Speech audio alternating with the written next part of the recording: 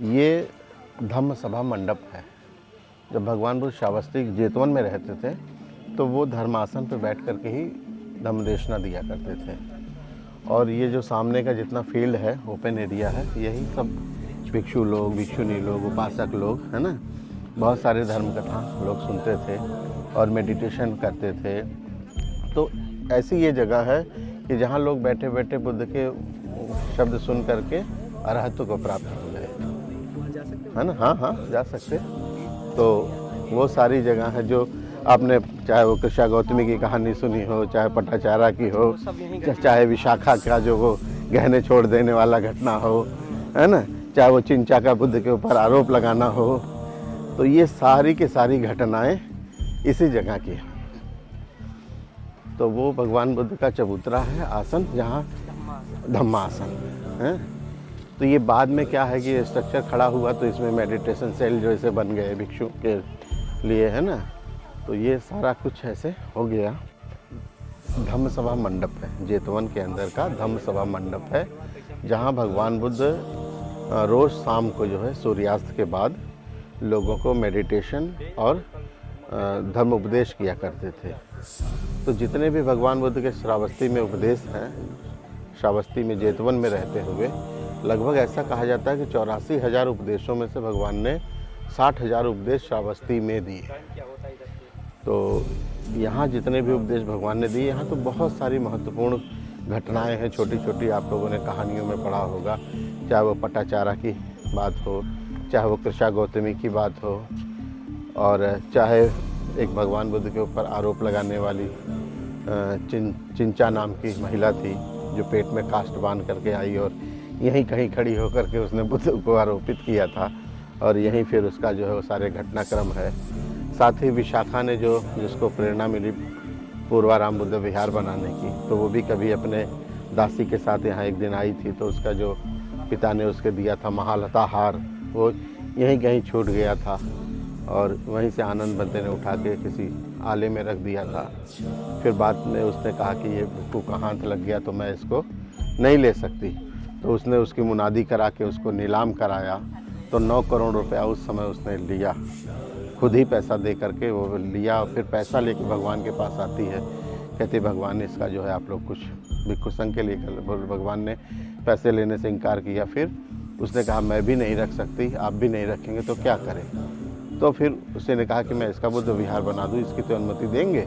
तो भगवान ने कहा हाँ विशाखे, ये कुशल कर्म है, तेरा पुण्य कर्म है। तो उसने वो बुद्ध विहार बनाया, पूर्वाराम बुद्ध विहार के नाम से जाना जाता है।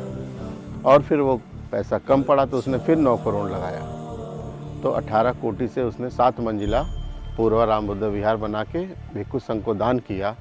तो 6 वर्षावास भगवान बुद्ध ने इसी श्रावस्ती में, यहीं से पूरब की दिशा में 1 किलोमीटर की दूरी पे, वहाँ भगवान ने उसको किया। तो ये यहाँ लोग बैठे बैठे भगवान के उपदेश सुन करके यहीं श्रोतापन, सकृदागामी, अनागामी, अरहत तक को प्राप्त हुए।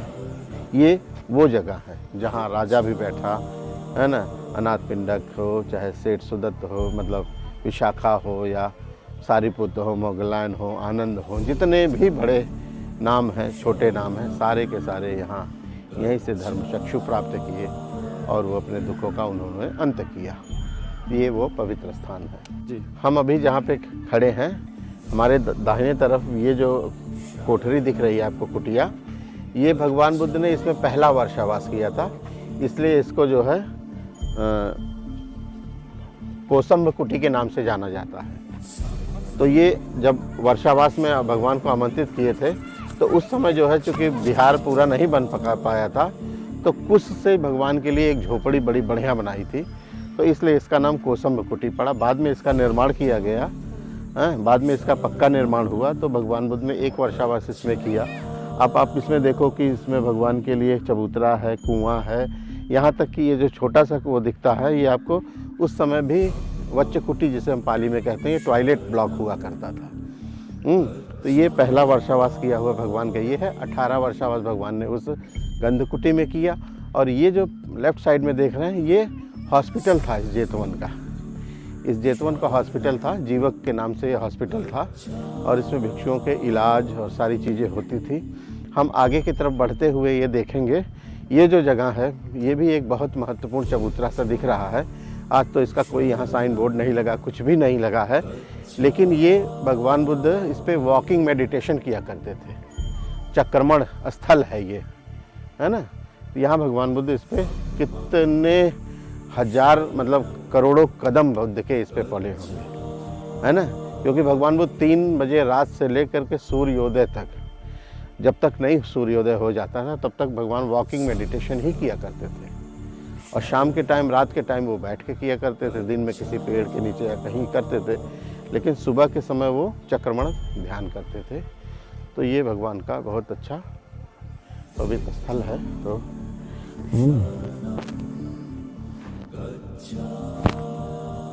ये जो बोधि वृक्ष आप देख रहे हैं इस साइड का, ये आनंद बोधि वृक्ष है।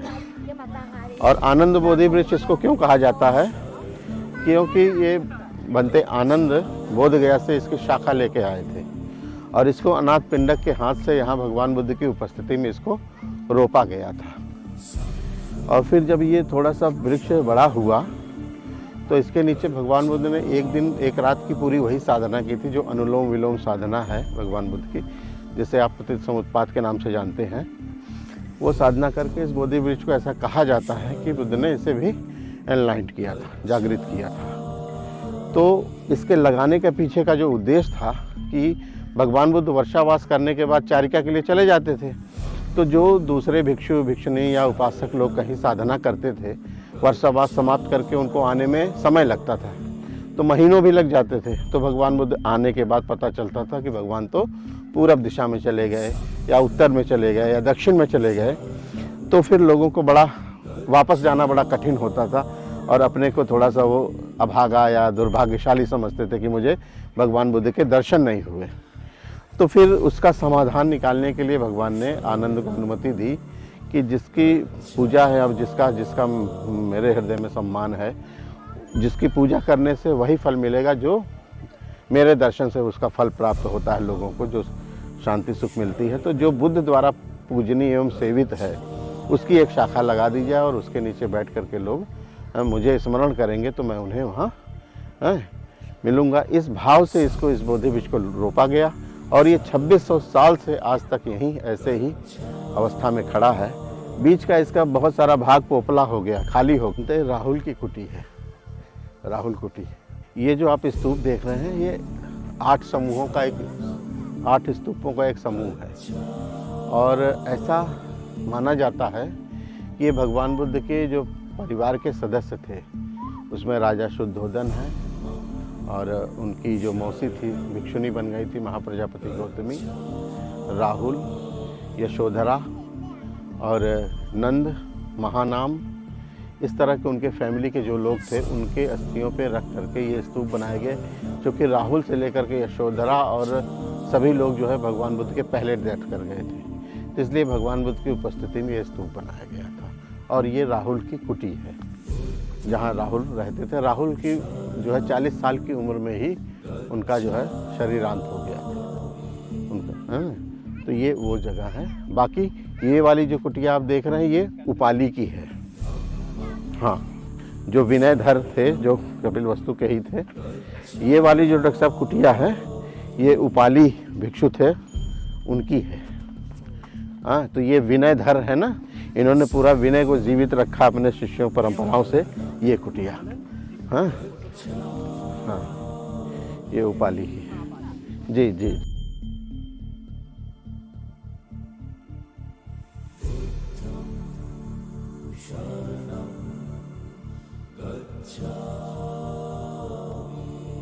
ये अरहत उपाली भिक्षु की ये जो है कुटिया है। और ऐसा कहा जाता है कि बीच में उन्होंने भगवान बुद्ध के प्रति, विनय के प्रति उनकी इतनी श्रद्धा आस्था थी कि अपना ये बीच में भगवान बुद्ध का प्रतिमा यहाँ स्थापित की थी।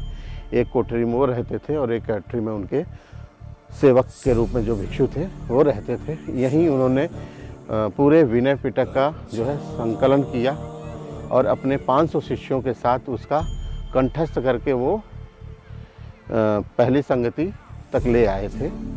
तो ये उपाली की कुटी है। ये हम जो सामने देख रहे हैं ये जो जिन्हें हम राजा क्या कहते हैं, गोविंद चंद के नाम से जानते हैं, जो हर्षवर्धन के नाम से भी प्रसिद्ध हैं। तो उनकी पत्नी जो थे कुमार देवी, जब वो दोनों राजा और रानी यहाँ अपने तीर्थ यात्रा पे आए तो उन्होंने देखा कि बहुत कुछ सारा बना हुआ है और तमाम काल के राजाओं ने अपने अपने समय पे कुछ न कुछ निर्माण कराया है और इसका थोड़ा सा ये जर्जर भी हो रहा था। तो फिर उन लोगों ने अपने निधि से इसको जो है एक भिक्षु संघ के लिए संघाराम बना करके यहाँ के लिए दान किया, संघ को दान किया। और ये पूरे जेतवन के क्या कहते हैं मेंटेनेंस के लिए कि ये चलता रहे, है ना, क्योंकि उस समय थोड़ा सा हास हो रहा था। तो 1000 गाँव से जो प्राप्त होने वाला लगान होता था वो इस पूरे जेतवन महाविहार को उन्होंने दान किया। और जब तक वो दोनों जीवित रहे तब तक वो लगान आता रहा। शायद बाद में भी कुछ समय तक रहा हो, फिर वो परंपरा क्षीण हो गई, किंतु ये उनके द्वारा बनाया गया संघाराम बुद्ध विहार है जी। आइए डॉक्टर साहब, ये जो कन्नौज के राजा थे ना, गोविंद चंद और वो कुमार देवी, उसके द्वारा बनाया गया ये संघ। ये जो आप जगह देख रहे हैं ये भिक्षुनी विहार है। तो भिक्षुनियों को रहने का अपना सेपरेट उनका अपना विहार था, उनका अपना क्लोज एरिया था। और इनके स्नान वगैरह करने के लिए उस तरफ पुष्करणी थी, जो तालाब वगैरह है। तो इनका सारा कुछ ये था। ये खुदाई हो तो और बहुत बड़ा निकल सकता है, लेकिन ये अभी इतना ही पार्ट यहाँ है। इस साइड में भी पूरे निकलेंगे पार्ट, लेकिन खुदाई नहीं हो रही है, बस इतना ही है। इसी को प्रिजर्व करके रखा है। इसमें कौन कौन सी प्रमुख भिक्षुणियाँ थी? अब इसमें वैसे तो जो श्रावस्ती की भिक्षुनी है उसमें पटाचारा का नाम है, कृष्णा गौतमी का नाम है, खुजत्रा है, एक यहाँ की लोकल की थी का नाम से सुंदरी नाम की। तो इस तरह से बहुत प्रमुख भिक्षुनियाँ यहाँ पे हुई हैं। साथ ही जब उनकी मौसी जो थी महाप्रजापति गौतमी, यशोधरा वगैरह, जो कि भगवान यहाँ ज़्यादा समय तक रहे तो उनके उपदेश सुन के लोग सीखना चाहते थे। तो भगवान के साथ विशाल भिक्षु संघ चलता था। तो तब जहाँ जहाँ भगवान होते तो उनके साथ वो अक्सर रहा करते थे। तो यहाँ वर्षावास काल में वो लोग भी यहाँ रहा करते थे, ऐसा हम कह सकते हैं। और यहाँ का ये बुद्ध विहार है, ये भिक्षुनियों का विहार है।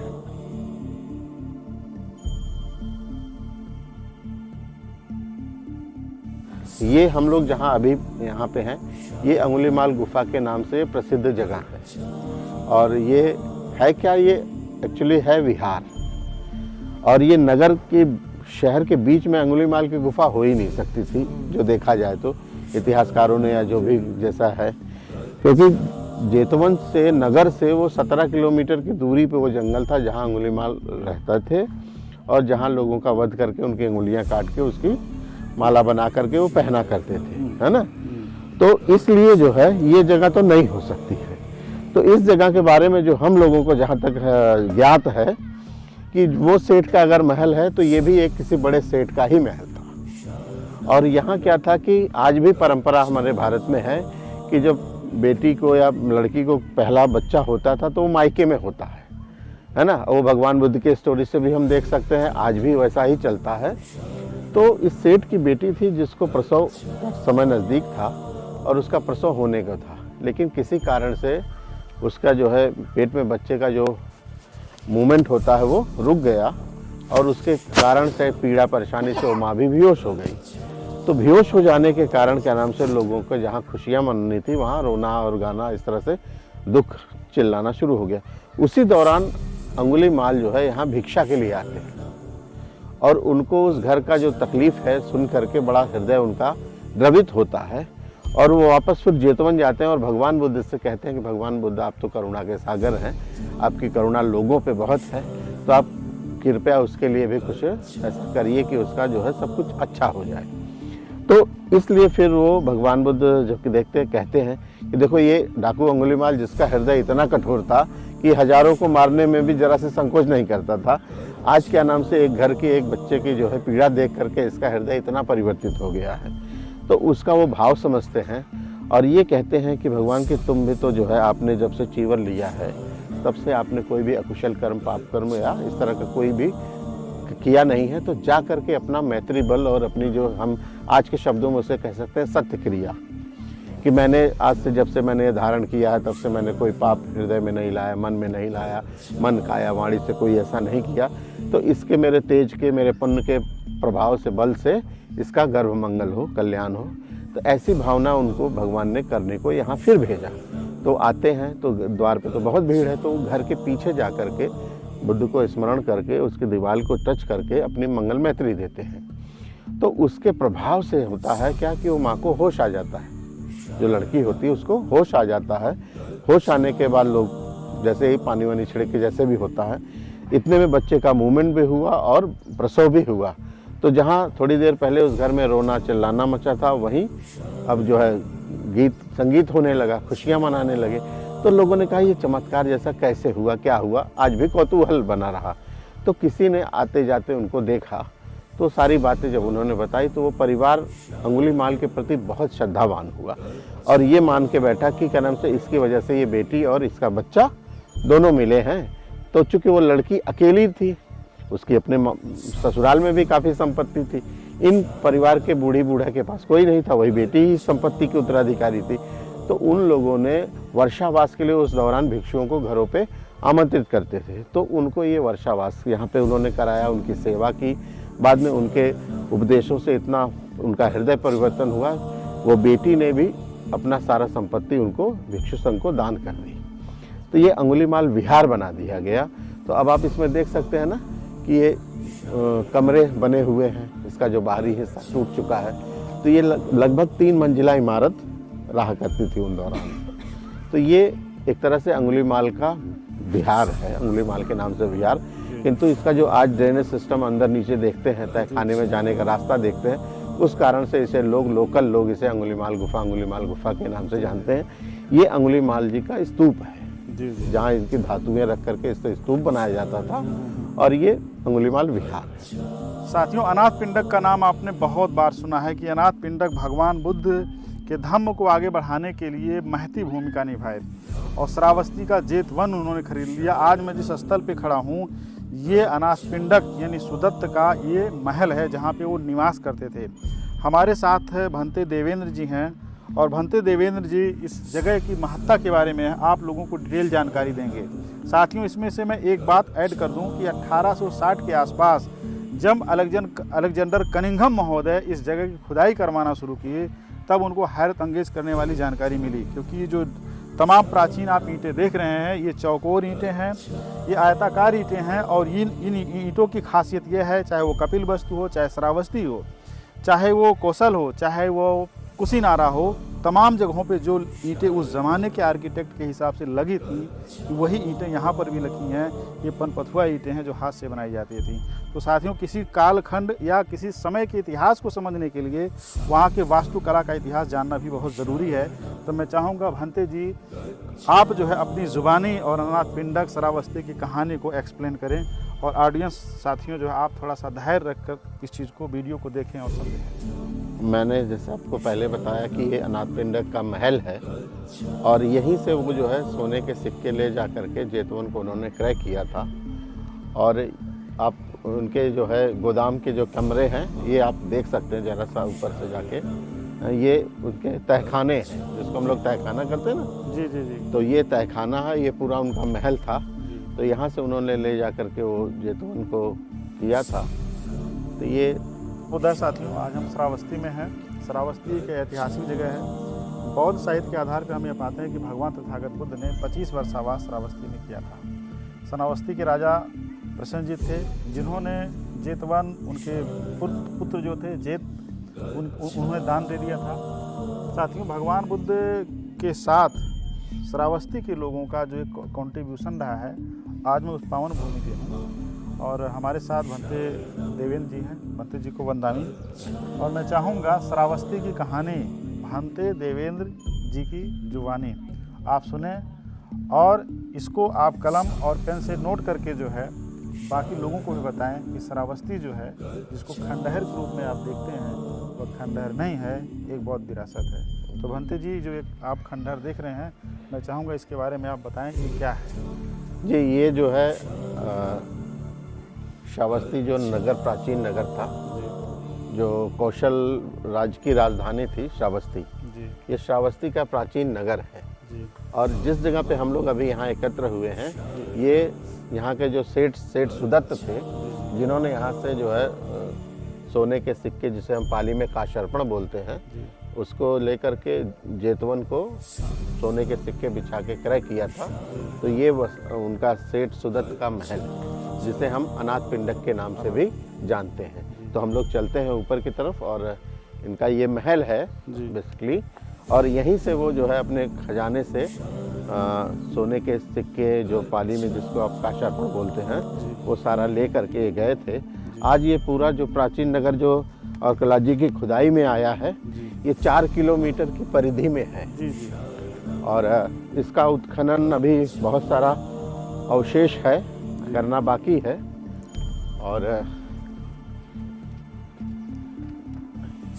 साथियों, अलेक्जेंडर कनिंघम ने 1860 में जब इस स्थल की खुदाई करवाया तो उनको हैरत अंगेज करने वाली जानकारी यहाँ से मिली, क्योंकि ये जो ईंटें लगी हुई हैं, ये ईंटें बौद्ध विरासत में लगी हुई ईंटें हैं। आप कपिलवस्तु जाइए, आप श्रावस्ती जाइए, आप कुशीनगर जाइए, आप पुब्बाराम विहार यानी कि आप कौशल प्रांत जाइए, तो आप पाएंगे कि बहुत सारी जगहें जो है इनके ईंटें, ये पनपथुआ ईंटें हैं, यही ईंटें वहाँ पर भी लगी हुई हैं। उनका नाम तो सेठ सुदत्त है, लेकिन अनाथ पिंडक उनको निक नेम मिला इसलिए कि वो इतने दाता थे, दानी थे, कि उन्होंने संघ को जो जेतवन सोने के सिक्के बिछा करके किया, साथ ही यहाँ उनके तरफ से 500 लोगों को प्रतिदिन जो है भोजन दान दिया जाता था। तो इसीलिए अनाथों को पिंड देने वाला व्यक्ति अनाथ पिंडक कहलाया।